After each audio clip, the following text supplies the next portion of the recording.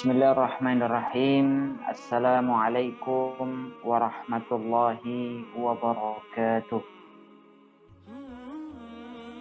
Alhamdulillah. Alhamdulillahilladzi bini'matihi tatimmus shalihat. Alhamdulillahi hamdan katsiran tayyiban mubarakan fih. Nahmaduhu subhanahu wa nashkuruhu wa min kulli dhanbin nastaghfiruh.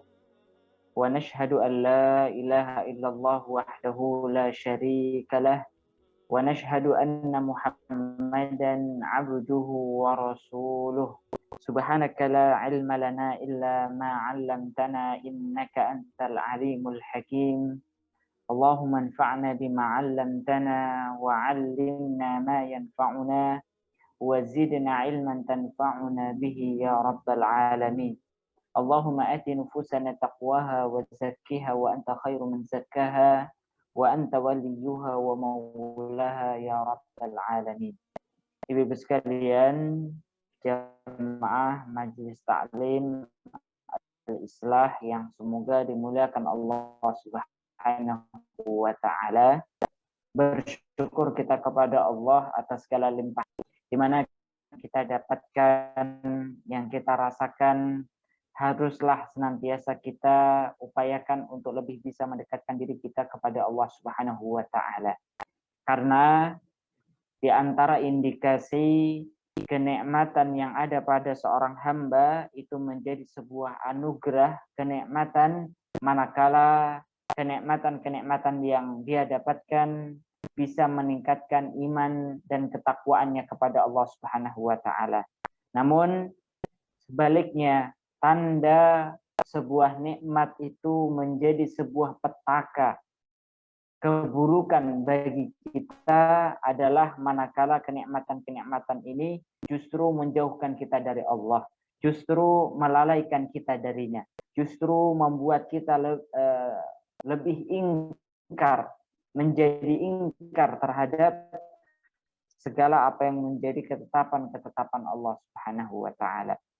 Maka di antara upaya yang bisa kita lakukan, salah satunya dengan bermajelis ilmu, kita pergunakan pendengaran kita, penglihatan kita, akal pikiran kita, anggota tubuh kita, waktu kita, dan seluruhnya dalam rangka thalabul ilmi. Karena ini bagian dari satu amalan yang mulia, yang dipuji oleh Allah Subhanahu wa taala dan Rasulnya. Maka ibu-ibu sekalian yang semoga dimuliakan Allah, insya Allah dalam kesempatan kali ini kita akan membahas satu tema yang cukup penting untuk kita pahami bersama sebagai fondasi kita di dalam beribadah, beramal, dan begitu pula di antara bentuk ataupun upaya kita sebagai seorang muslim agar keimanan kita semakin kuat, ilmu kita semakin bertambah, amalan ibadah kita semakin baik, yaitu adalah kita perkokoh keimanan kita, masalah tauhid kita kepada Allah Subhanahu wa taala.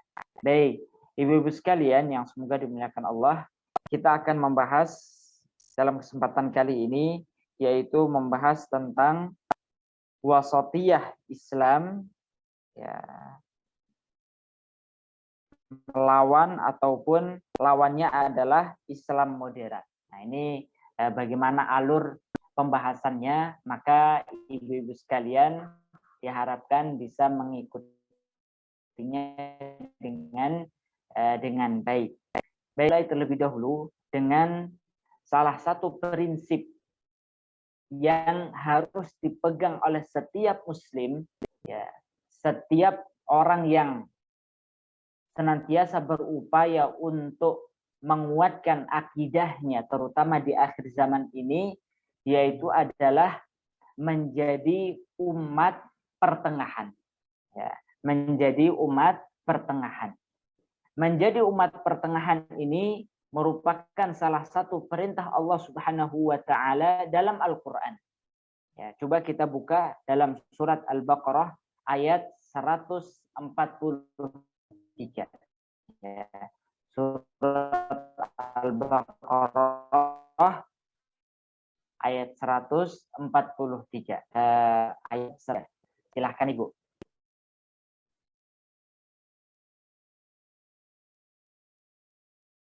Ada yang bersedia Ibu? Oh ya, sebentar. Baik, saya bacakan. Ya.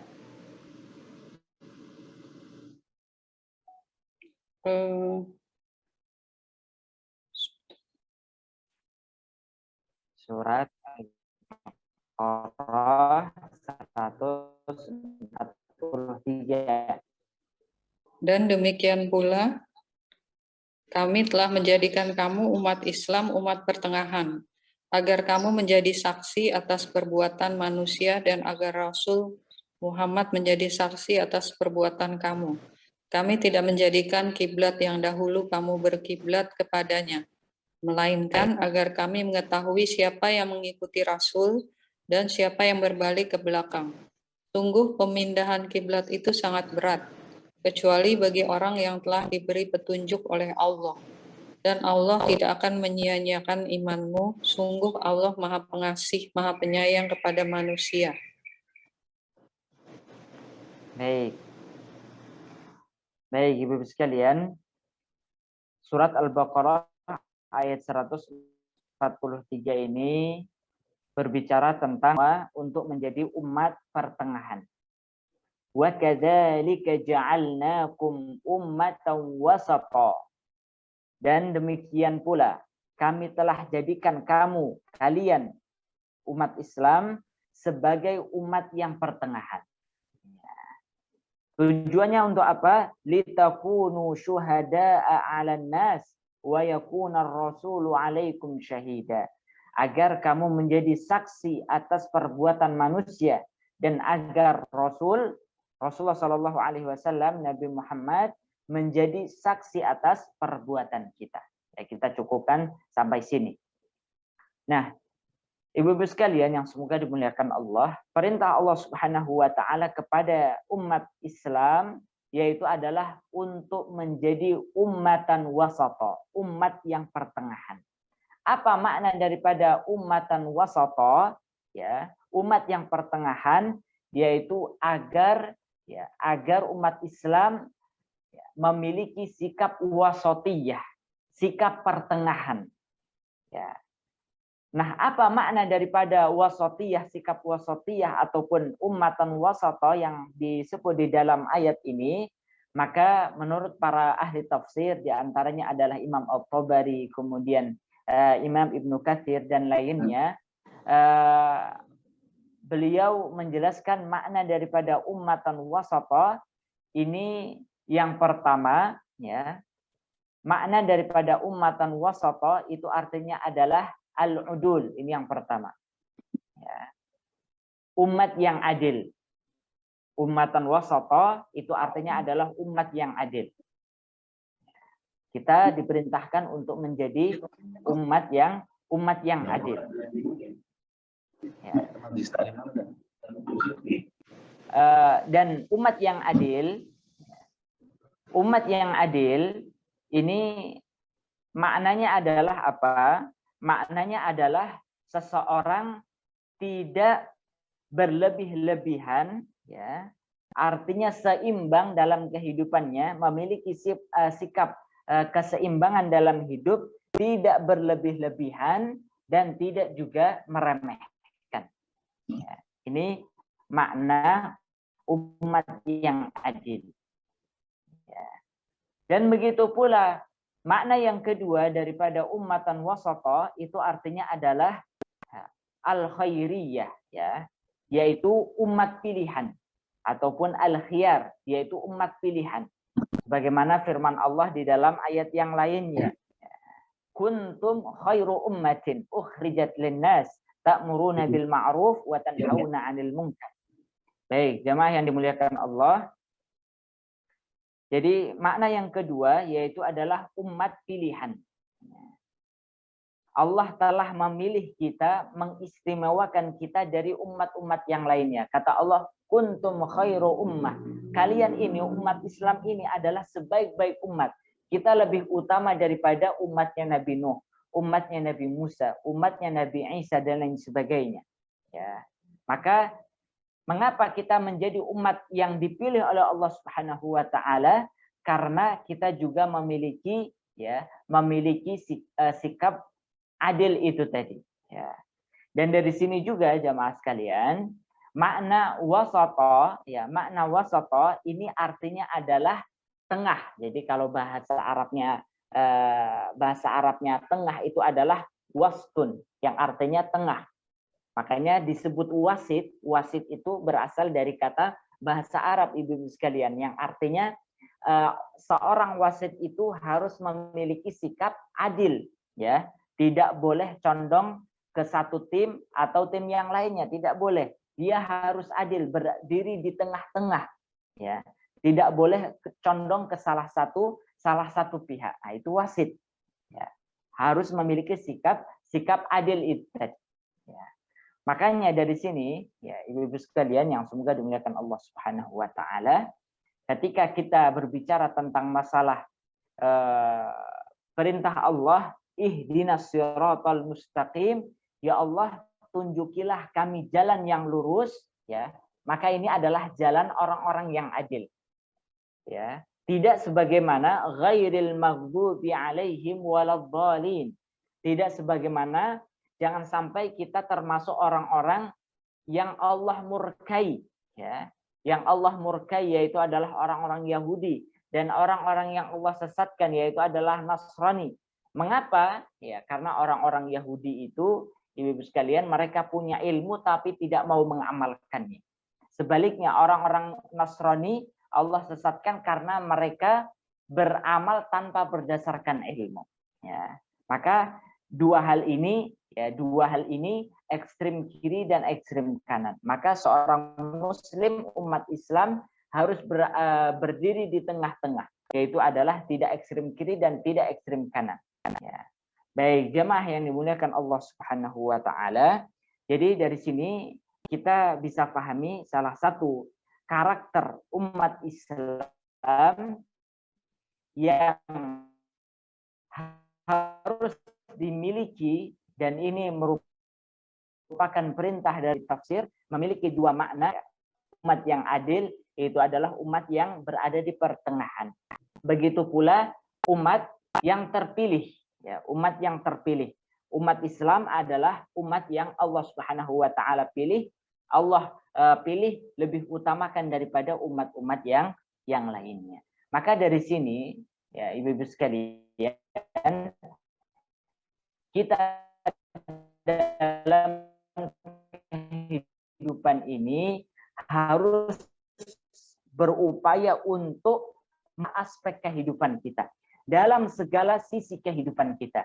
Kita dalam menjalani kehidupan kita berupaya untuk menjadi umat yang pertengahan, ya. Dan pertengahan dalam hal ini tadi kita bisa sebutkan ataupun kita bisa berikan nama yang lainnya, istilah yang lainnya, yaitu adalah seimbang dalam kehidupan ini. Nah, setidaknya ibu-ibu sekalian, ada beberapa aspek dalam kehidupan yang bisa kita terapkan keseimbangan hidup ini, sikap pertengahan ini dalam beberapa hal. Yang pertama, ya, keseimbangan hidup ini harus bisa kita terapkan dalam ilmu dan amal. Ini yang pertama. Ya. Keseimbangan hidup ataupun sikap wasatiyah, ya, sikap pertengahan ini harus kita terapkan dalam segala aspek kehidupan kita. Ya. Salah satunya yang pertama adalah seimbang antara ilmu dan amal. Bagaimana maknanya seimbang antara ilmu dan amal? Maka seorang muslim terhadap ilmu dan amalnya harus seimbang. Tidak boleh hanya semangat dalam mencari ilmu, mempelajari ilmu, namun tidak mau untuk mengamalkannya. Ini tidak seimbang. Ataupun sebaliknya, dia bersemangat untuk beramal, namun tidak bersemangat untuk mempelajari dan mencari ilmu. Ini juga tidak seimbang. Ya, orang yang terjebak dalam kedua hal ini, maka dia bisa disebut dengan ekstrem kiri dan ekstrem kanan. Ibu-ibu sekalian, ya, ada orang yang bersemangat untuk untuk tadi beramal tapi tanpa didasarkan ilmu. Ini juga akan membuat kesesatan. Ya. Makanya perintah Allah Subhanahu wa taala, selain kita semangat untuk mencari ilmu, maka kita juga harus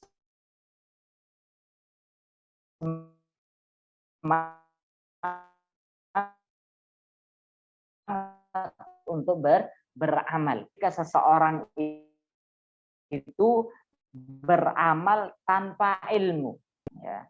Apa dampak buruknya? Menurut Imam Hasan Al-Basri, beliau menyebutkan al-amilu bi ghairi ilmin kasaliki ghairu ala ghairi tariqin. Imam Hasan Al-Basri menyebutkan seorang yang beramal tanpa didasari ilmu itu ibarat orang yang berjalan bukan pada tempatnya, bukan pada jalannya. Ya.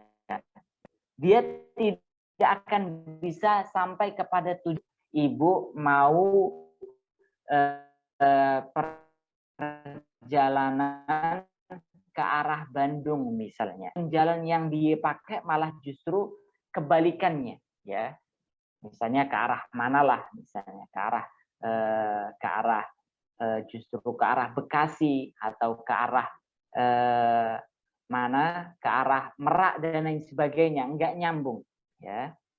Apakah bisa dia bisa menyampaikan kepada tujuan? Tidak bisa. Begitu pula seorang hamba ketika dia beramal tanpa didasari ilmu, maka dia tidak bisa mencapai tujuan yang dia inginkan, mendapat ridha Allah Subhanahu wa taala, diterima amal-amalannya, tidak bisa. Karena apa?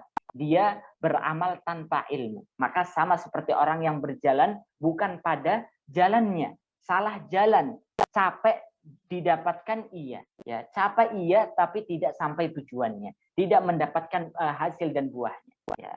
Baik, jemaah yang dimuliakan Allah Subhanahu wa taala, dan Imam Hasan Al-Basri melanjutkan lagi, wal amilu bi ala ghairi ilmin yufsidu aktsaru mimma yuslih. Dan orang yang beramal tanpa ilmu itu, ya, akan, ya,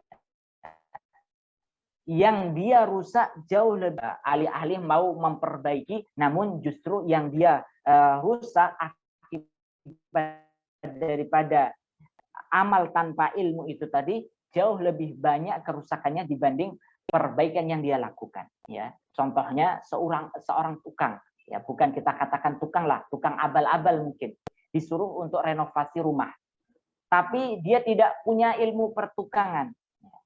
Kira-kira rumah yang dia renovasi, yang dia buat itu, ya, jadi semakin baik, semakin bagus, atau justru semakin rusak? Ya, akan semakin rusak. Maka yufsidu aktsaru mimma yuslih. Dia lebih merusak, dia akan merusak, apa yang dia rusak jauh lebih banyak daripada apa yang dia perbaiki. Ya, ini dampak buruknya ketika seseorang itu beramal tanpa dasar ilmu. Ya. Baik, ibu-ibu sekalian yang semoga dimuliakan Allah Subhanahu wa taala, maka ya, orang yang terjatuh dalam hal ini sebagaimana yang sudah kita sebutkan tadi, yaitu adalah contohnya adalah orang Yahudi dan orang Nasrani.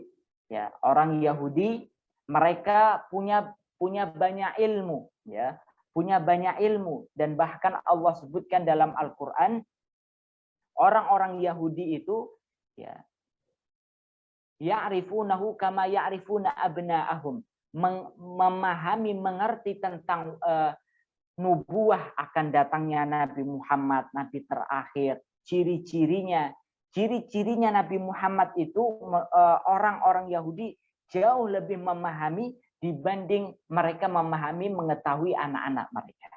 Tapi apakah ilmu tentang kenabian, datangnya kenabian itu, ya, membuat mereka beriman kepada Allah, mengamalkan keyakinan mereka? Tidak. Jadi inilah yang membuat Allah memurkai orang-orang Yahudi. Artinya mereka punya ilmu tapi enggan untuk mengamalkannya. Ya, jangan sampai seperti itu. Ya. Dan begitu pula sebaliknya, ibu-ibu sekalian, orang-orang Nasrani, mereka ya, beramal tanpa berdasarkan ilmu. Inilah yang menyebabkan mereka sesat. Ya, sebagaimana dampak buruk yang sudah dijelaskan oleh Imam Hasan Al-Basri tentang orang yang beramal tanpa dasar ilmu. Maka kita sebagai seorang Muslim, sikap kita berada di pertengahan. Ya, ketika kita semangat untuk belajar, semangat untuk thalabul ilmi, maka kita juga harus semangat untuk mengamalkannya. Ya, semangat untuk mengamalkannya, sehingga terjadi keseimbangan dalam kehidupan kita dari sisi ilmu dan amal. Baik, ibu-ibu sekalian yang semoga dimuliakan Allah Subhanahu wa taala, ya. Dan terkait dengan masalah mengimbangi amal dengan perbuatan, ini telah Allah sebutkan dalam surat As-Saff, ya, ayat 2 dan 3. Ya, Allah bahkan sampai mencela, ya ayyuhalladzina amanu lima taquluna ma la taf'alun. Wahai orang-orang beriman, mengapa kalian mengatakan sesuatu yang kalian tidak perbuat? Ya. Artinya cuma ngomong tapi nggak mau beramal. Ada ilmu ya tapi tidak mau mengamalkannya. Ya. Baik. Jadi Ibu sekalian yang semoga dimuliakan Allah Subhanahu wa taala, ini sisi pertama yang kita harus seimbangkan dalam kehidupan kita, yaitu adalah seimbang antara ilmu dan amal. Kemudian ya, Ibu sekalian yang semoga dimuliakan Allah, sebelum kita lanjutkan, saya teringat dengan kisah tentang 3 orang ya yang mendatangi Ibunda Aisyah radhiyallahu anha. Ini menjadi pelajaran bagi kita semua bahwasannya beramal tanpa ilmu ya itu tidak disukai oleh Nabi Shallallahu Alaihi Wasallam. Ada 3 orang pemuda yang bersemangat. Saya bersemangat untuk beribadah, saya bersemangat untuk mengikuti sunnahnya Nabi Shallallahu Alaihi Wasallam. Ya, tapi modal semangat saja tanpa ilmu juga berbahaya, ibu-ibu sekalian. Maka 3 pemuda ini bertanya kepada Ibunda Aisyah, wahai Ibunda Aisyah, bagaimana ibadahnya Rasulullah? Ya, maka Ibunda Aisyah menjelaskan bagaimana keseharian ibadahnya Rasulullah. Maka mereka punya inisiatif pribadi, ya, tanpa didasari ilmu. Kalau gitu saya akan sholat malam tanpa mau tidur. Yang kedua, saya akan berpuasa tanpa mau berbuka. Ya. Yang ketiga, saya akan membujang tanpa mau menikah. Nah, ini kan berangkat dari semangat untuk beramal. Ya. Ingin beramal, tapi kalau tanpa didasari ilmu akan membuat seseorang itu justru mendapatkan kemurkaan. Ketika hal itu sampai didengar oleh Rasulullah, maka Rasulullah memanggil mencari 3 pemuda itu. Ya. Saya saja sebaik-baik nabi, sebaik-baik manusia, ya, saya tidur ya dan saya sholat dan saya tidur, artinya istirahat. Saya puasa dan saya juga berbuka. Saya juga menikah, ya. Maka beliau menyebutkan faman raghiba an sunnati falaisa minni. Barang siapa yang membenci sunnahku, artinya beramal ya mau beramal tapi tanpa dasar ilmu, maka orang tersebut telah membenci, tidak mengikuti sunnah Rasulullah Shallallahu Alaihi Wasallam. Jadi di antara sunnah Rasulullah itu adalah semangat belajar dan semangat beramal. Tidak hanya sekedar semangat beramal tanpa mau semangat untuk berilmu itu. Baik ibu-ibu sekalian yang semoga dimuliakan Allah, ini yang pertama. Kemudian yang kedua, ibu-ibu sekalian, seimbang antara rasa takut dan rasa harap kita. Antara khauf itu rasa takut, dan roja ya, tidak boleh berlebih-lebihan dan tidak juga boleh meremehkan. Ya. Contohnya salah dosa, seseorang jangan sampai berlebih-lebihan dalam masalah rasa takutnya. Ketika seseorang itu berbuat dosa, wah saya ini apakah dosa saya ini dia sudah judi, khamar, main wanita dan sebagainya, berbagai jenis perbuatan dosa besar dia sudah lakukan. Ya. Kalau apakah Allah mengampuni dosa-dosa saya? Apakah Allah berkenan untuk mengampuni dosa-dosa saya? Ya. Karena rasa takutnya itu dia tidak mau bertaubat. Nah, ini berlebih-lebihan. Begitu pula berlebih-lebihan dalam masalah dosa juga. Ya. Artinya seseorang ketika dia berbuat dosa menganggap oh Allah itu Maha Pengampun. Tenang saja, artinya Allah itu pasti akan mengampuni dosa-dosa kita. Karena Allah itu memiliki sifat Maha mengampuni dosa-dosa hambanya. Nah, itu jangan sampai kita terjebak dalam masalah ini. Berlebih-lebihan dan juga meremehkan. Meremehkan Allah itu Maha Pengampun, ya sudah saya berbuat dosa seenak saya saja dan lain sebagainya. Ya. Karena sifat ini, ibu-ibu sekalian, khawatir kita masuk ke dalam mengikuti sifat kelompok yang menyimpang dalam perjalanan sejarahnya, yaitu adalah kelompok Khawarij dan Murji'ah. Kelompok Khawarij ini, ibu-ibu sekalian, ya, yaitu adalah mereka yang berlebih-lebihan di dalam menyikapi orang-orang yang berbuat dosa-dosa besar. Ya. Menurut kelompok Khawarij ini, ya, saking takutnya, berlebih-lebihannya mereka dalam rasa takutnya kepada Allah, sampai kalau ada orang berbuat dosa, menurut mereka berbuat dosa besar, berzina misalnya, dia sudah kafir, murtad, keluar dari Islam, kekal di neraka. Nah, ini pemahamannya orang Khawarij. Karena apa? Berlebih-lebihan dalam rasa takutnya kepada Allah. Seolah-olah kalau sudah berbuat dosa, Allah nggak bakal mengampuni dosanya. Kalau sudah berbuat dosa besar, maka akan membuat seseorang itu kekal di neraka. Ya, ini kelompok Khawarij. Ada juga kelompok Murji'ah yang meremeh-remehkan dalam masalah dosa. Ya, tenang saja tadi karena Allah Maha Pengampun. Jadi kalau seorang Muslim itu berbuat dosa, itu tidak akan mempengaruhi keimanannya kepada Allah. Ya. Nah, ini juga meremeh-remehkan dalam masalah perbuatan dosa. Maka yang benar bagaimana? Yaitu adalah memiliki sikap seimbang, pertengahan. Seorang Muslim ketika dia berbuat dosa, maka dia tetap memiliki ya pengharapan kepada Allah, ya. Dan bahkan hal ini telah Allah sebutkan, ya. Qul ya ibadiyalladzina asrafu ala anfusihim la taqnatu mir rahmatillah. Innallaha yaghfirud dzunuba jami'a innahu huwal ghafurur rahim. Wahai orang-orang yang telah melampaui batas, ya, dengan berbuat dosa dan lain sebagainya. La taqnatu mir rahmatillah. Jangan kalian berputus asa dari rahmat Allah.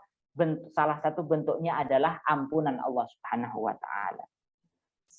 Meskipun dosa kita sebesar gunung Uhud, ya, sebanyak buih di lautan, sebanyak pasir di pantai, maka selama kita datang menghadap kepada Allah, bertaubat dengan sesungguh-sungguhnya, maka kata Allah, innallaha yaghfirud dzunuba jami'a. Allah itu mengampuni segala dosa-dosa hambanya. Ya. Ini kita harus menumbuhkan rasa pengharapan kita, jangan sampai kita berputus asa dari rahmat Allah, ya, dengan kita tadi berlebih-lebihan dalam masalah rasa takut kita.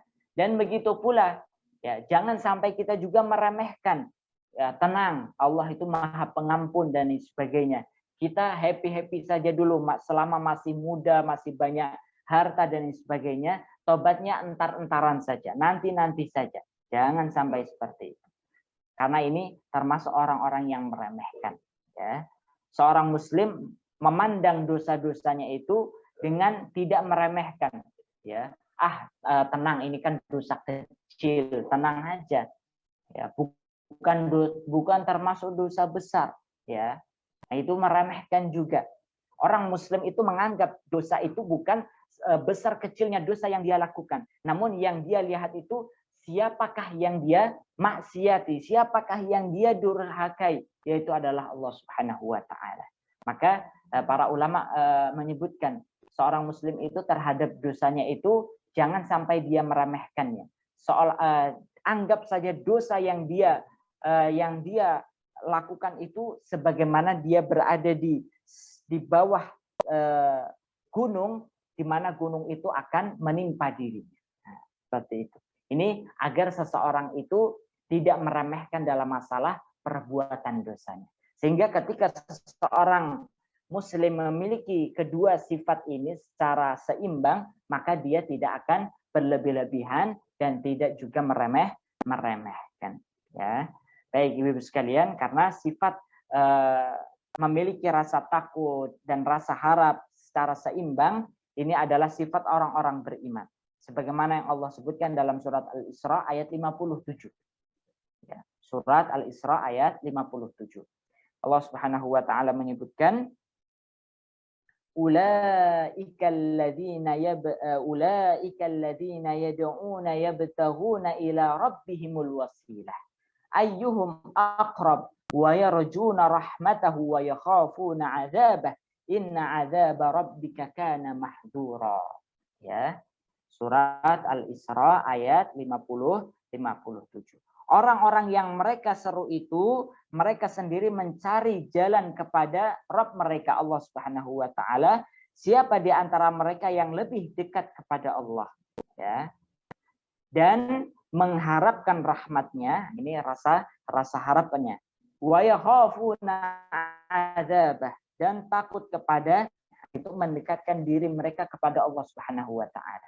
Ya, rasa harap mereka dan rasa takut mereka.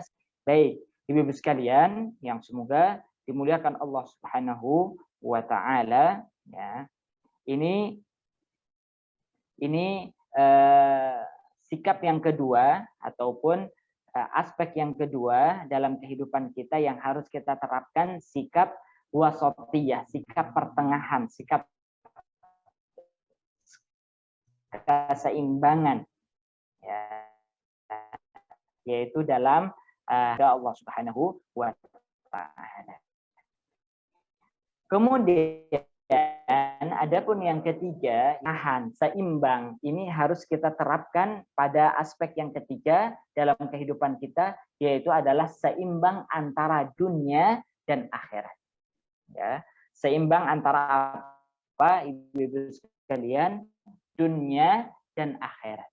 Dalam menyikapi kehidupan dunia dan akhirat, seorang muslim dituntut untuk seimbang, tidak meremeh-remehkan dan tidak juga berlebih-lebihan.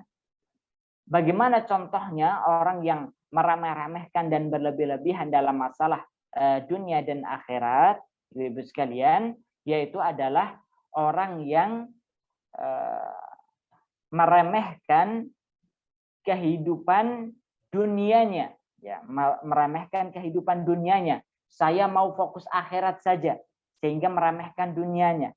Saya mau berdoa kepada Allah untuk meminta rizki, namun untuk masalah dunianya tadi dia remehkan, tidak mau berusaha, tidak mau melakukan ini dan itu, hanya mau berdoa kepada Allah. Ya. Ini meremehkan dalam masalah, ya, masalah dunia. Artinya apa? Ya, seseorang itu kalau dia menginginkan kehidupan dunia, ya, rizki dan lain sebagainya, ya, selain dia beribadah, memohon, berdoa kepada Allah, mengharap kepada Allah, maka dia juga harus usaha. Ya, jangan sampai, ya, suatu ketika Ibu-ibu sekalian, ada seorang pemuda juga pada masa kekhalifahan Umar bin Khattab. Ya, jadi sahabat Umar bin Khattab saat beliau menjabat sebagai seorang khalifah, maka beliau melihat seorang pemuda yang sering di masjid kerjaannya doa, ya Allah meminta rizki, ya Allah turunkanlah rizkimu. Ya Allah turunkanlah rizkimu. Berhari-hari seperti itu. Dan Umar bin Khattab menyaksikan orang tersebut. Maka ya, suatu ketika saat pemuda tersebut berdoa ya, dan tidak mau berusaha, maka diambillah cambuk dan dicambuklah pemuda itu. Ya. Keluar kamu dari masjid ini dan berusahalah. Ya. Jadi kalau mau memohon mendapatkan rezeki, ya enggak cuma berdoa saja, tapi harus berusaha. Dicambuk orang itu, kerja kamu sana. Kalau mau mendapat rezeki. Dan beliau berkata, innas samaa'a la tamtaru dhahaban wala fiddatan. Ya, karena kalau cuma berdoa tanpa mau berusaha bekerja, ingat bahwasanya langit itu tidak menurunkan hujan emas dan perak. Ya.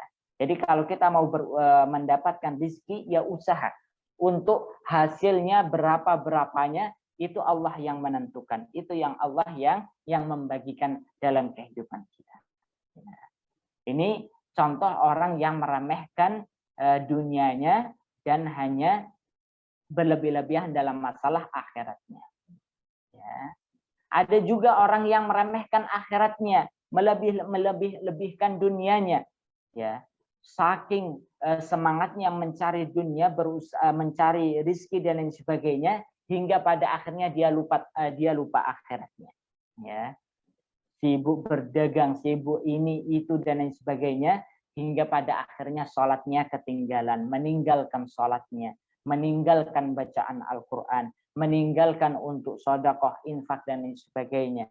Nah, ini adalah contoh orang yang berlebih-lebihan dalam masalah dunianya sehingga meremehkan akhiratnya. Ya. Itu jangan sampai juga. Ya, jangan sampai juga. Maka Allah Subhanahu wa taala dalam surat Al-Qasas ayat 77, nah ini ayat yang sering kita dengarkan dalam masalah dunia dan akhirat, seimbang antara dunia dan akhirat, bisa dibuka surat Al-Qasas ayat 77. Allah Subhanahu wa taala berfirman, "Wabtaghi fima ataqallahu ad-daral akhirah wa la tansa nasibaka minad dunya." Ya. Carilah apa yang telah Allah anugerahkan kepadamu berupa kebahagiaan pada negeri akhirat. Ya. Dan janganlah kamu lupakan bagianmu dari kenikmatan duniawi. Ya, artinya ini kita diperintahkan untuk seimbang. Akhirat yang kita kejar, ya, itu ya, salah satu yang bisa menopangnya itu adalah dengan dunia kita. Contohnya misalnya ibadah yang membutuhkan ibadah maliyah, ibadah terkait dengan mal, harta. Contohnya zakat, infak, sedekah, wakaf, umroh, haji, dan lain sebagainya. Ini ibadah-ibadah yang membutuhkan mal, harta. Tanpa harta, maka ibadah ini tidak bisa kita lakukan. Jadi, keduanya harus beriringan. Tidak boleh dipisahkan, tidak boleh dibuang salah satunya. Harus seimbang. Ya, harus seimbang. Maka jamaah sekalian, kita bekerja dalam kehidupan kita ini mencari ma'isyah dan sebagainya pada dasarnya adalah untuk mendukung akhirat kita. Ya, bukan untuk melupakan akhirat kita. Ya, dan jangan kita lupakan juga bahwasannya ketika kita beramal untuk akhirat, maka salah satu sebabnya, sarannya itu adalah dengan harta kita, dunia kita. Maka ini harus kita seimbangkan dalam kehidupan kita.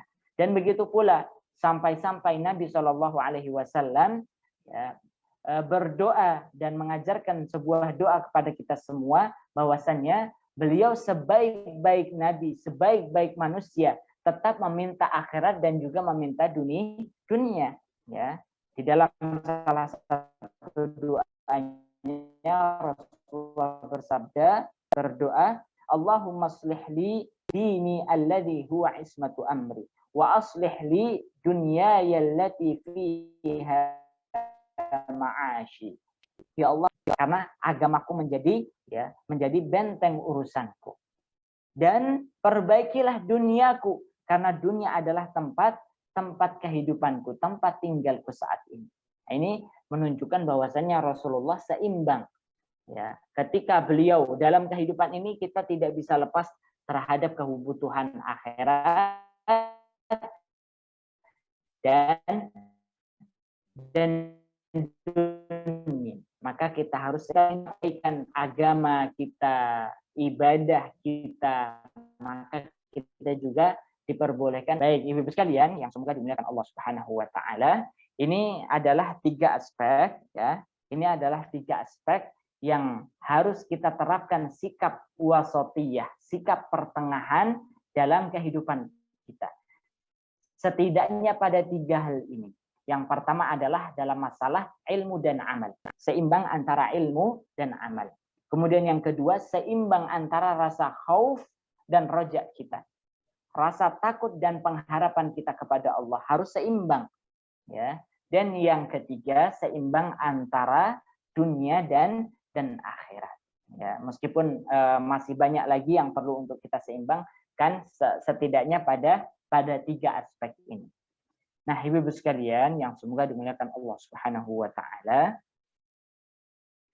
terkait dengan ya ketika kita sudah menjelaskan apa itu wasatiyah dalam Islam, yaitu sikap keseimbangan dalam hidup ya, sikap adil ya, sikap pertengahan dalam hidup kita, setidaknya bisa kita terapkan pada 3 aspek kehidupan kita, ilmu dan amal, rasa takut dan harap kita, dan begitu pula antara dunia dan akhirat. Maka dalam hal ini juga, dalam memahami wasatiyah dalam Islam, ini kita juga harus pahami maknanya secara detail ya, secara detail. Karena ada sebagian orang yang di luar Islam, orang-orang barat itu sekalian, yang mencoba untuk membuat kaum muslimin itu ya tidak seimbang. Artinya abu-abu di dalam memahami perintah Allah untuk menjadi ummatan wasata, ya, memiliki sikap wasatiyah dalam Islam, memiliki sikap pertengahan dalam Islam. Menurut orang-orang barat, mereka menerjemahkan sikap wasatiyah pertengahan itu dengan moderat, ya, dengan istilah moderat. Jadi Islam moderat. Nah, mereka selain menerjemahkan wasatiyah dalam Islam sebagai Islam moderat, maka orang-orang barat ini yang notabene-nya adalah tidak suka Islam ya dan lain sebagainya, maka mereka juga membuat istilah ya dari Islam moderat itu apa? Menurut mereka, Islam moderat itu adalah Islam yang ya menerima pemikiran-pemikiran barat ya, pemikiran-pemikiran barat yang tidak lepas daripada sikap kekufuran kepada Allah Subhanahu wa taala dan lain sebagainya. Artinya, ibu-ibu sekalian, orang-orang yang dan ini nanti bisa kita dapatkan laporannya, itu adalah laporan yang ditulis oleh para peneliti dari barat.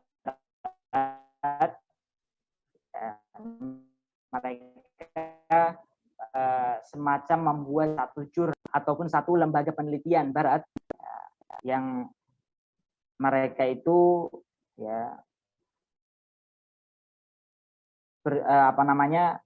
lembaga mereka ini disebut dengan RAND Corporation ya, yaitu satu lembaga penelitian yang digawangi oleh orang-orang barat. Mereka berbicara juga tentang masalah umat Islam dan lain sebagainya, dan mereka membuat menggiring umat Islam menjadi umat Islam moderat. Muslim yang moderat itu bagaimana? Mereka yang membuat istilah sendiri dengan mengadopsi istilah dari Islam, dari Al-Quran, yaitu ummatan wasata, mereka terjemahkan menjadi Islam moderat. Kemudian setelah mereka terjemahkan, mereka membuat definisi juga, yaitu adalah Islam moderat itu adalah mereka yang menerima akan pemikiran-pemikiran barat dan lain sebagainya. Sehingga yang terjadi apa, ibu-ibu sekalian?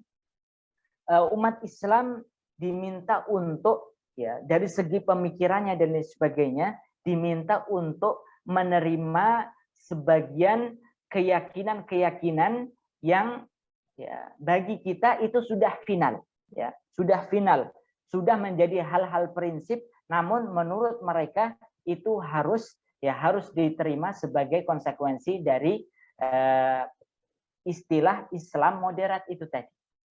Makanya ibu-ibu sekalian, salah seorang ulama yang lurus, ya, beliau adalah pernah menjadi ketua PBNU juga, Kiai Haji Hasyim Muzadi. Beliau pernah menyampaikan makna daripada Islam ataupun wasatiyah fil Islam, sikap pertengahan dari Islam. Apa maknanya? Beliau membuat definisi, ya, ini definisi yang baik, ya, yaitu al-wasatiyah hiya, yang dimaksud dengan wasatiyah dalam Islam, sikap pertengahan dalam Islam, yaitu adalah at-tawazun, keseimbangan dalam apa? Bainal aqidah wat tasamuh, dalam masalah memegang prinsip-prinsip agama, akidah kita, dan sikap toleransi. Ya, ini istilah yang disampaikan oleh Kiai Haji Hasyim Muzadi.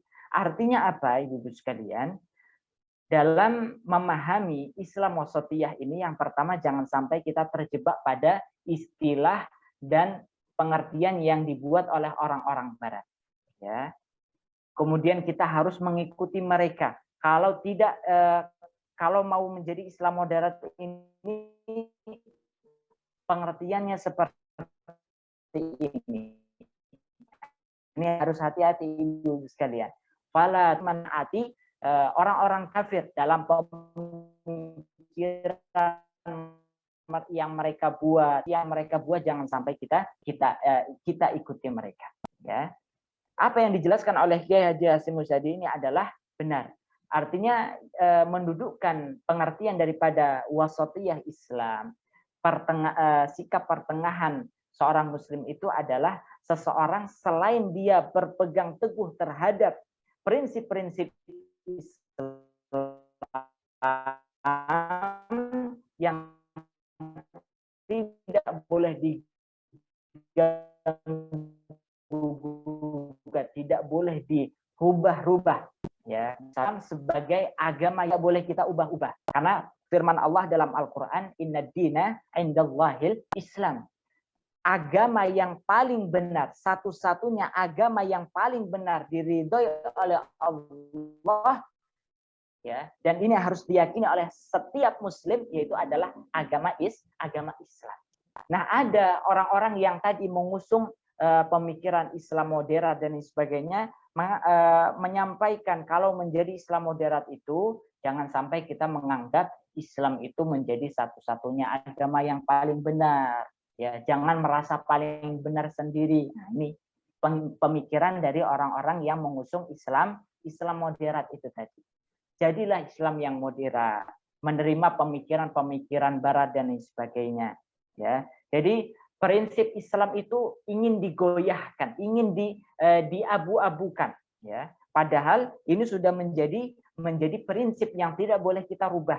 Ya. Inna dina indallahil Islam. Satu-satunya agama seorang muslim yang paling benar itu adalah Islam. Jadi kalau ada orang muslim mengatakan, ya, saya itu, ya, ini biasanya adalah mereka orang-orang liberal dan sebagainya, ataupun orang-orang yang mencari muka kepada orang-orang Barat dan lain sebagainya, ataupun orang-orang yang keimanannya ragu-ragu, terdapat keraguan-raguan dalam keimanan mereka, mengatakan saya itu, ya, tidak meyakini bahwasannya, saya meyakini semua agama itu sama.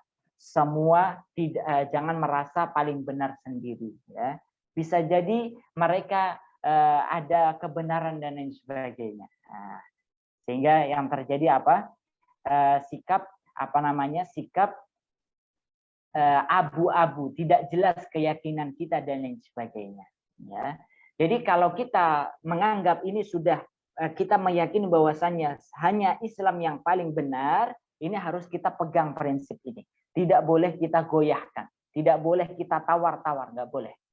Namun selain itu juga kita harus menerapkan sikap toleransi itu tadi dalam masalah duniawi kita. Jadi kalau ada orang non muslim, ya tetap kita harus saling menghormati, berbuat adil, tidak boleh mendolimi, tidak boleh menipu. Kalau mereka sakit kita bantu dan ini sebagainya. Ini sikap tasamuh. Jadi menurut Ki Haji Hasyim Musadi itu adalah wasatiyah fil Islam, itu adalah seseorang selain memegang prinsip akidahnya, tidak digadaikan, tidak dirubah-rubah, tidak dibuat abu-abu, maka dia juga selain itu memiliki sikap tadi toleransi. Jangan sampai kita memaksa, jangan sampai kita dia kan non muslim, ngapain kita bantu, nggak boleh juga seperti itu. Ini bagian daripada sikap toleransi kita, ya. Baik, ibu-ibu sekalian, ya, karena ini yang sering digaung-gaungkan oleh orang-orang yang keimanannya lemah itu tadi, ya. Jadi sekali lagi Islam moderat, ya, Islam moderat ini seringnya dibawa kepada arah untuk melunturkan akidah seseorang, ya. Dan begitu pula ibu-ibu sekalian, tidak semua sikap berada di pertengahan itu adalah sikap yang baik. Ya, saya ulangi kembali, tidak semua sikap pertengahan itu ya adalah baik. Contohnya bagaimana? Tadi seseorang berada di tengah-tengah. Saya tidak merasa Muslim dia, tapi dia meyakini saya merasa Islam itu bukan agama yang paling benar. Semuanya benar. Dia berupaya untuk berada di tengah-tengah agar dia disebut sebagai seorang Muslim juga, diterima oleh agama lain juga. Memposisikan dirinya berada di tengah-tengah. Tidak semua posisi di tengah-tengah, sikap pertengahan itu dianggap baik oleh Allah dan Al-Quran. Namun yang dianggap sikap pertengahan itu adalah selama berada di bawah, ya, berada di atas petunjuk Al-Quran dan hadits-hadits Nabi Shallallahu Alaihi Wasallam.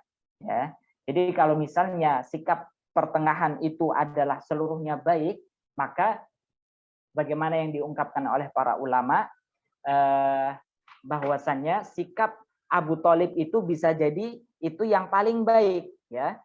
Coba kita lihat sikapnya Abu Thalib, paman Nabi Shallallahu Alaihi Wasallam, ya. Paman Nabi Shallallahu Alaihi Wasallam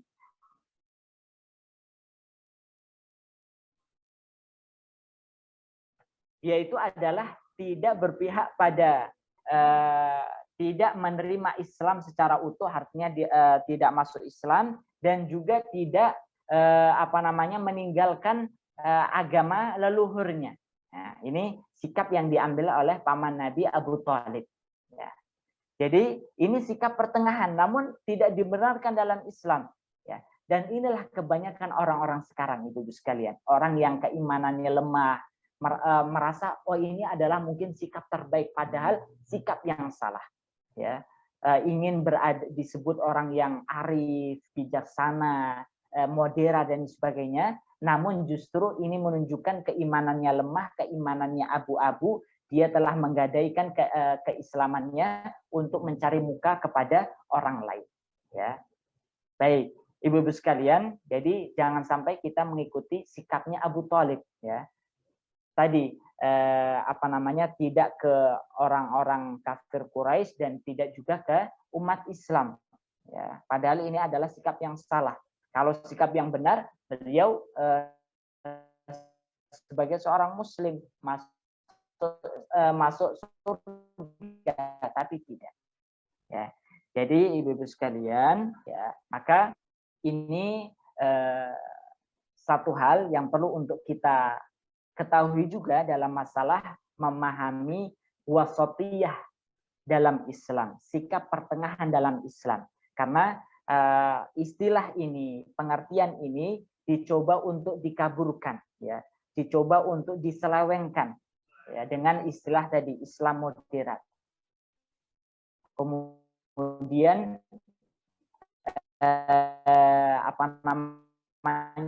dirusak dirusak maknanya, dirusak untuk nah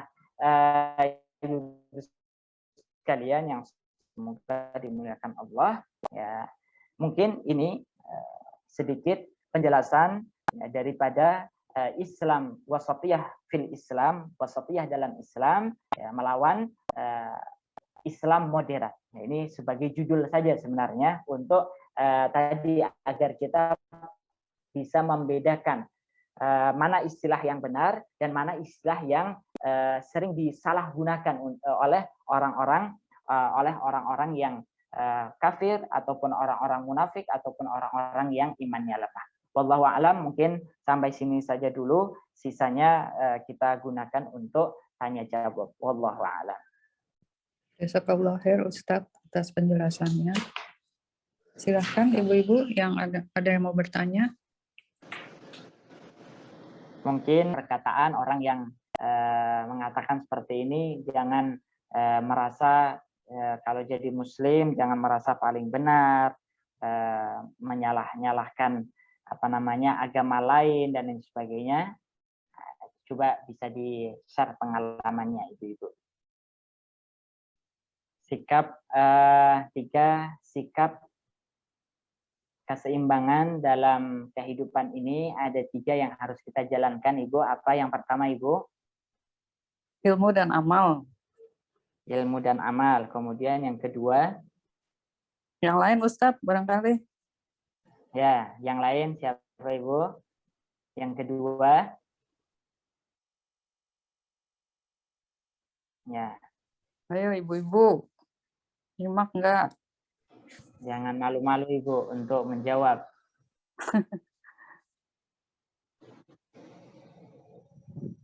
Ya, yang kedua rasa takut dan harap ya. Khauf dan ya rasa takut dan harap. Kemudian yang ketiga antara dunia dan akhirat. Ini yang ya ini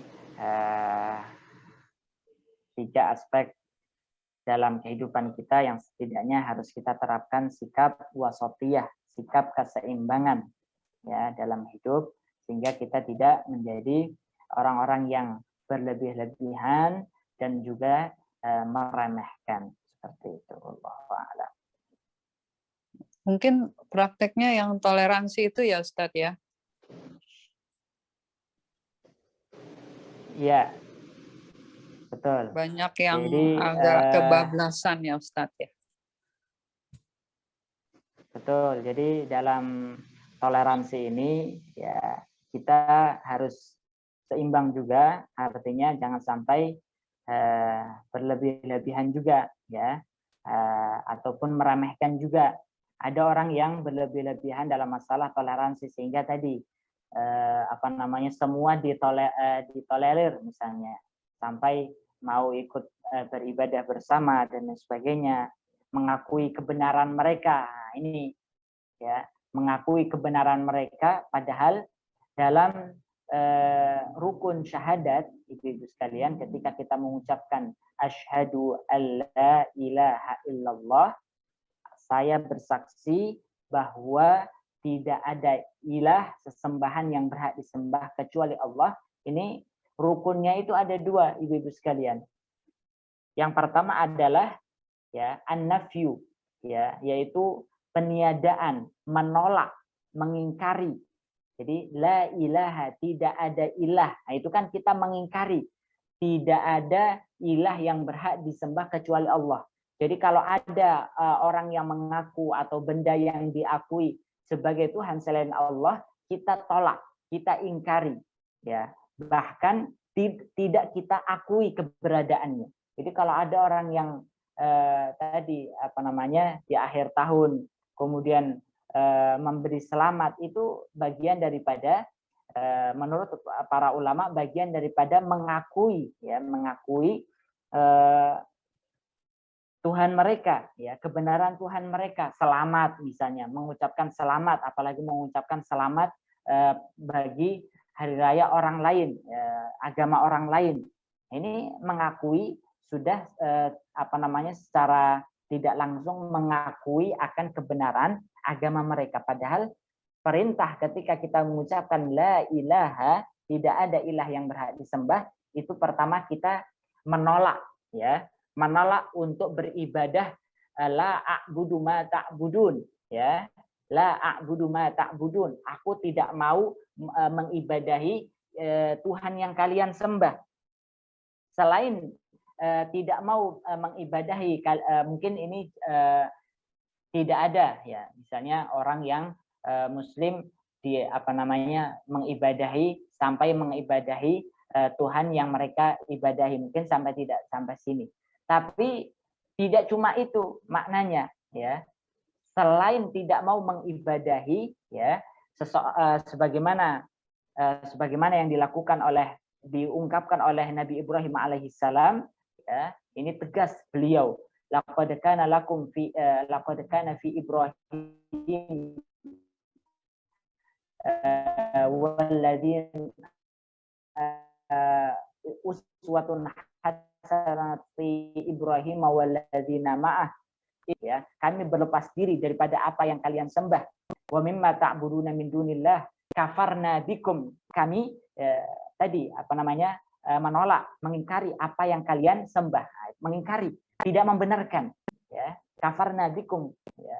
Wa bada bainana wa bainakumul adawatu wal baghdha'u abadan hatta tu'minu billahi wahda, ya.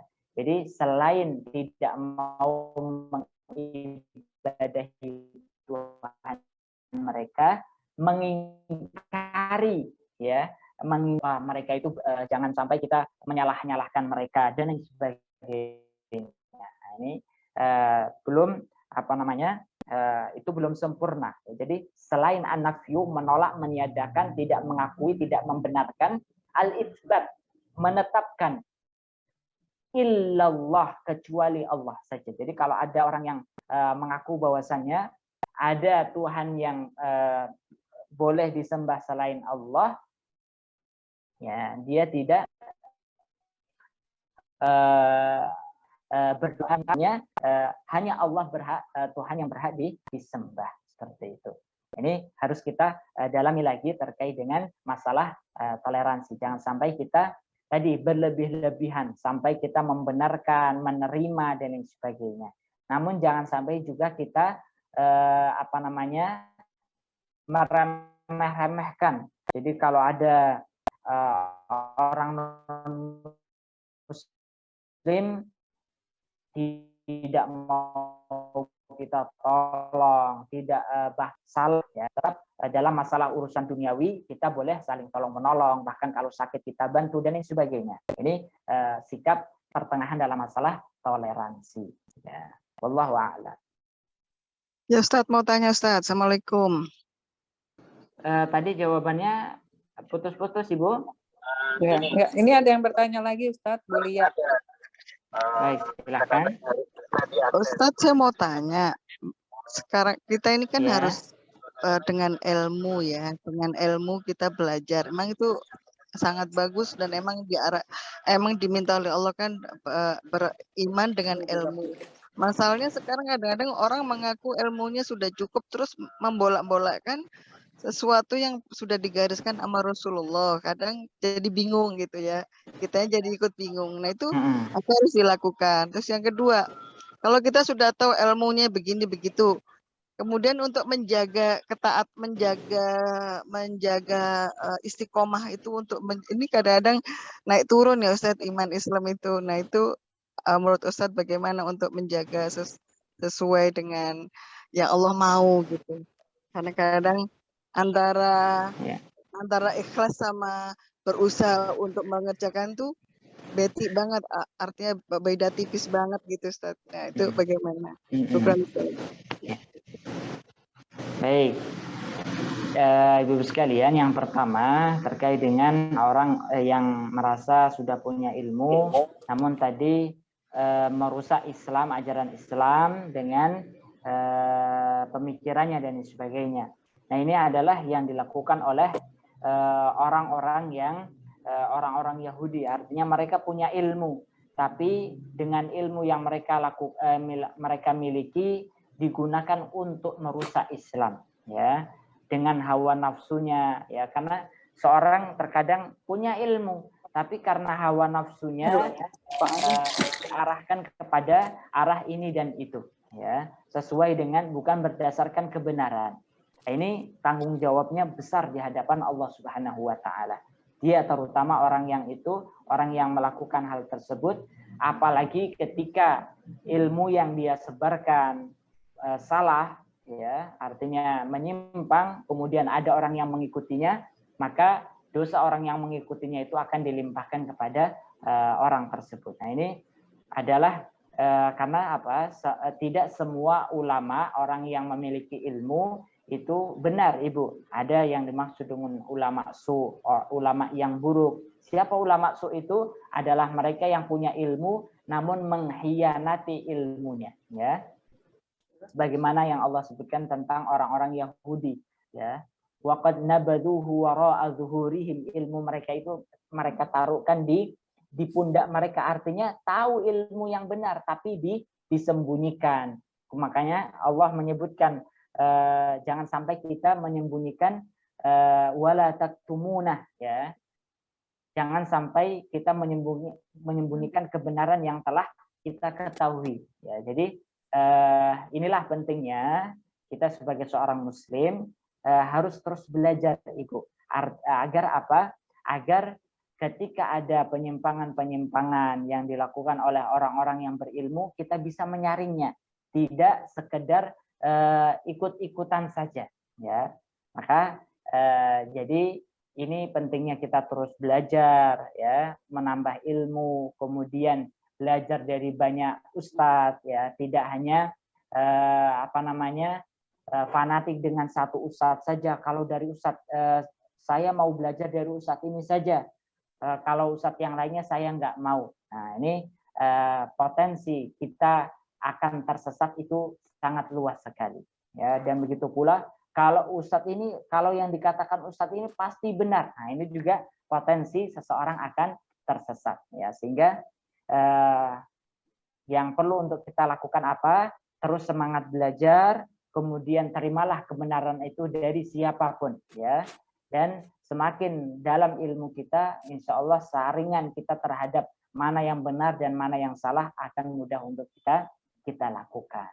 Seperti itu. Itu yang pertama. Kemudian yang kedua terkait dengan bagaimana agar ilmu yang kita dapatkan, nah, dan amalan ini bisa sejajar, ya, dengan istiqomah dan lain sebagainya. Maka caranya bagaimana, ibu-ibu sekalian, ya, salah satunya adalah, ya, agar kita bisa istiqomah di dalam ilmu dan amal itu adalah bersama-sama dengan orang-orang saleh, ya.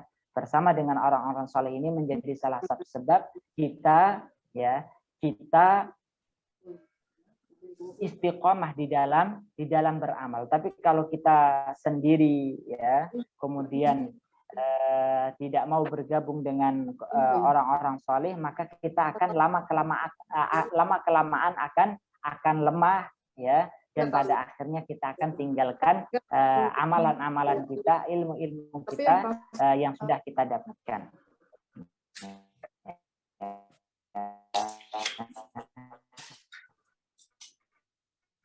Kemudian ibu-ibu sekalian yang sumber, ya, tadi harus berusaha untuk ikhlas, ya. Harus berusaha untuk ikhlas. Karena apa? Tidak ada yang diharapkan daripada amalan yang dia lakukan kecuali untuk mendapat ridho dan pahala dari Allah. Tidak ada tujuan duniawi dan lain sebagainya.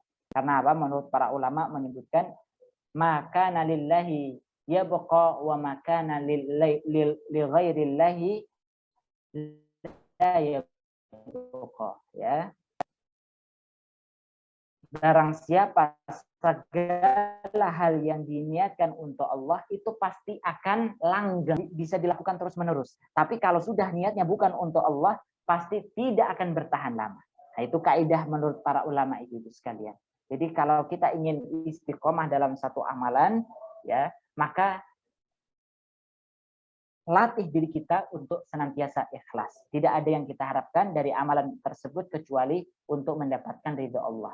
Tapi kalau kita sudah niat kita sudah berbeda untuk mendapatkan pujian manusia, kemudian untuk mendapatkan ini dan itu, ketika hal itu kita tidak dapatkan, berhenti sudah amalan kita, maka tidak bisa berlanjut. Maka setidaknya dua hal ini yang bisa kita lakukan agar ilmu dan amal kita serasi, artinya seimbang, kita berilmu, belajar, dan juga kita amalkan tadi. Namun yang seperti Ibu tanyakan, bagaimana caranya biar istiqomah itu tadi. Maka setidaknya dengan dua ini, bersama-sama dengan orang soleh dan ikhlas karena Allah, semoga kita mendapatkan keistiqomahan dalam ibadah kita dan ilmu dan amal kita menjadi seimbang. Wallahu a'lam. Bagaimana Ibu? Ustaz, saya di luar tema ya, Ustaz. Iya, silahkan.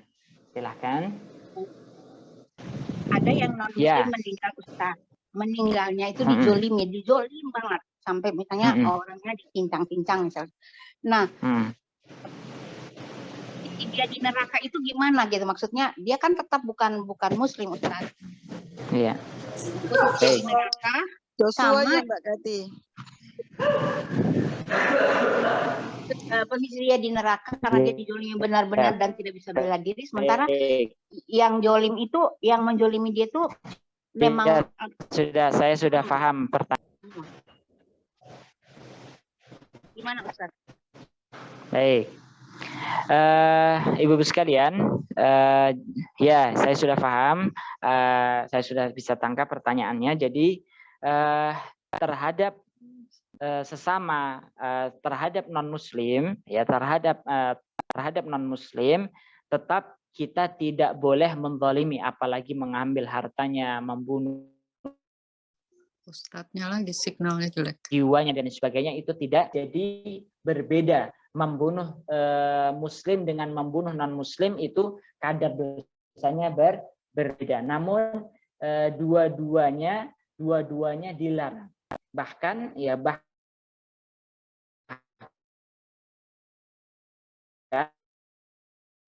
ini hadis tentang doa orang yang dizalimi itu bisa baik. Mohon maaf ada gangguan sinyal. Jadi saya jelaskan. Jadi kalau kita pernah mendengar hadis bahwasannya doa orang yang dizalimi itu mustajab, ini berlaku juga untuk orang non muslim. Artinya ketika ada orang kafir yang dizalimi kemudian dia berdoa, maka doanya akan diijabah oleh Allah. Maka ini apa namanya, betul-betul seorang muslim tetap dilarang untuk menzalimi baik muslim ataupun non muslim, seperti itu ya. Ini yang bisa kita jawab, terlepas dari segala hal yang berkaitan dengan masalah sekarang ataupun dan lain sebagainya. Itu kita artinya berlepas diri, artinya apa yang ada di balik itu dan lain sebagainya. Wallahu a'lam. Maksudnya gini Ustaz, kan di neraka itu kan ada tingkatan-tingkatannya. Baik. Tentu yang menjolimi itu tadi Ustaz meneruskan yang tadi Ustaz, maksudnya kan ya. Kalau dalam ini itu, dalam hadis itu neraka itu bertingkat-tingkat ya Ustaz ya. Ya. Nah, yang menjolimi ini juga sama-sama non muslim. Itu tetap dia posisinya itu sama dengan kita orang Islam. Misalnya kalau para ulama itu yang ulama su, misalnya dia di kerak neraka, atau orang-orang Islam yang zolim, dia bertingkat-tingkat gitu Ustaz. Itu berlaku juga untuk non muslim gitu maksudnya. Ya. Oh iya. Baik. Secara prinsip keadaan seseorang di akhirat nanti, terutama di neraka, itu prinsip yang pertama adalah setiap orang kafir itu pasti kekal di neraka. Adapun tingkatannya bertingkat-tingkat. Nah, bagaimana tingkatannya, kemudian tentunya sesuai dengan amal perbuatannya. Intinya seperti itu. Nah, adapun orang Muslim, ya orang Muslim, adapun orang kafir, orang munafik ini adalah dia akan kekal di neraka, ya, bahkan di neraka paling bawah. Adapun Muslim, ya selama di dalam hatinya terdapat keimanan, maka kalaupun dia harus masuk ke dalam neraka, itu sifatnya hanya sementara, tidak selama-lamanya, seperti itu. Adapun tingkatannya dia di mana sesuai, yang pertama sesuai dengan amal perbuatan, ya, sesuai dengan amal perbuatan, seperti itu Ibu.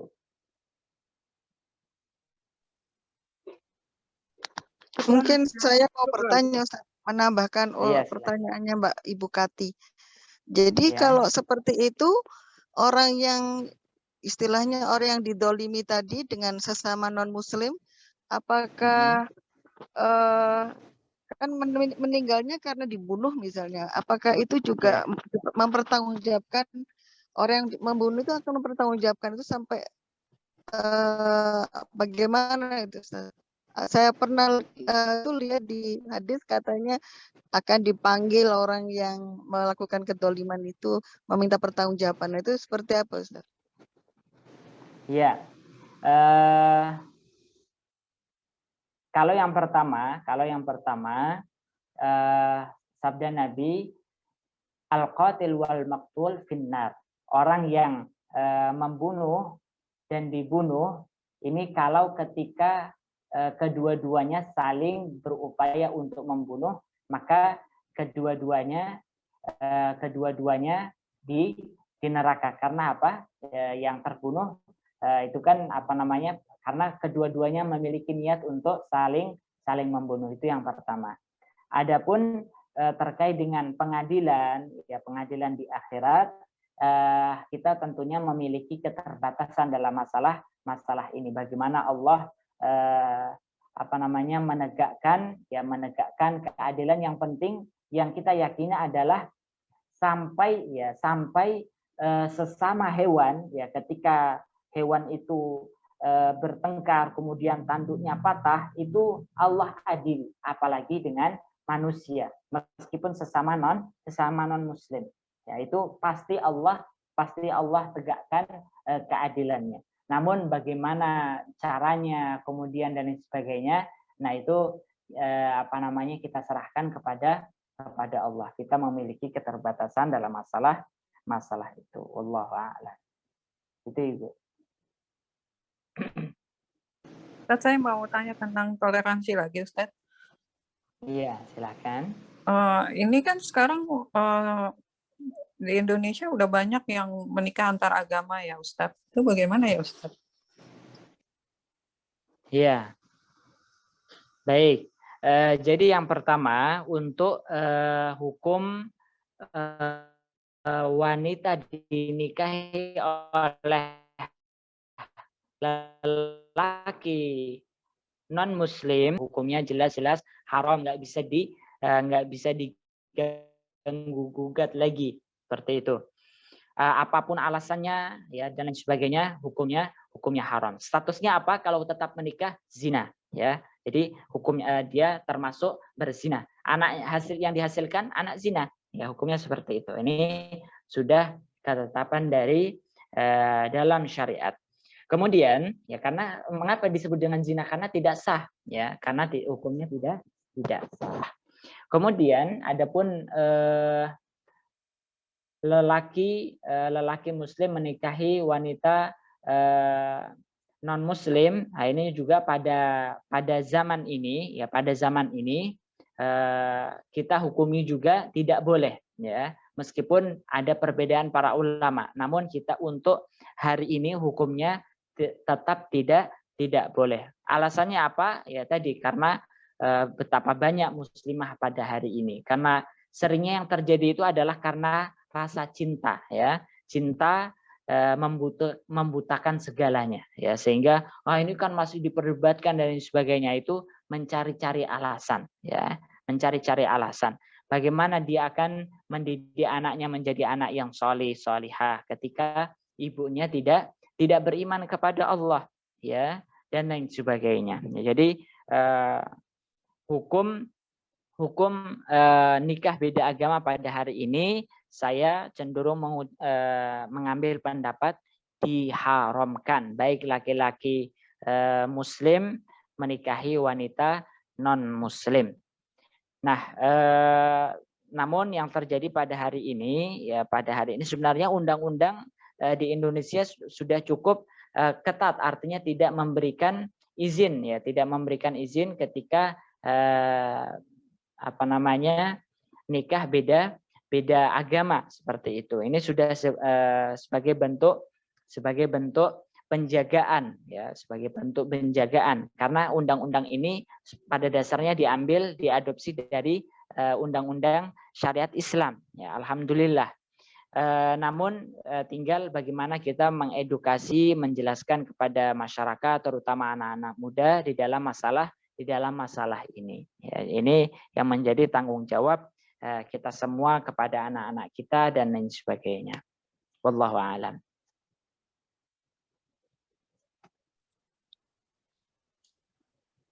Baik, Ustadz.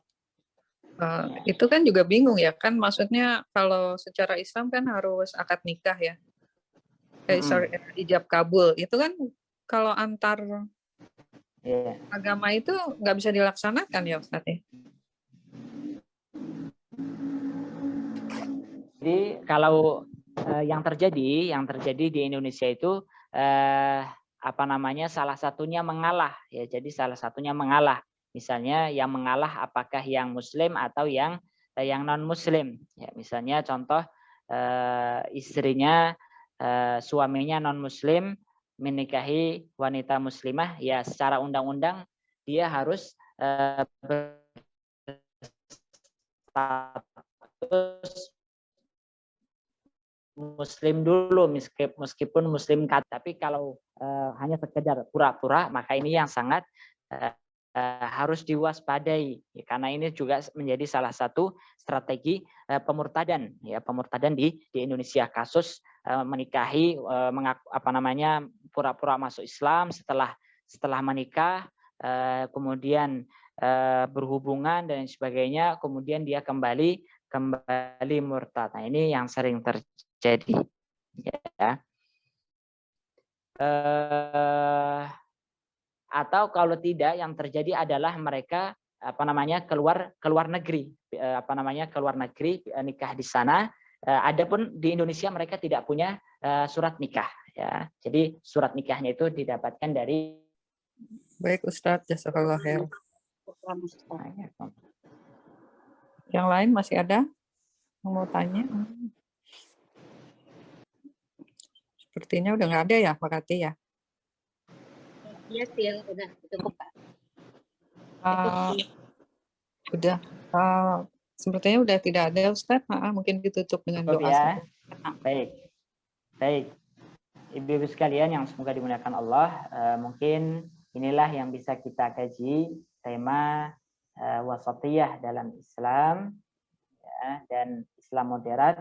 Semoga dari kajian ini kita bisa memahami perintah Allah berupa perintah untuk menjadi ummatan wasata. Apa pengertian dari ummatan wasata? Kemudian bagaimana penerapannya dalam berbagai aspek kehidupan kita. Kemudian kita juga bisa memahami perbedaan antara wasatiyah Islam dengan Islam moderat, karena beberapa pihak berupaya untuk mengaburkan syariat Islam ini, menariknya kepada istilah-istilah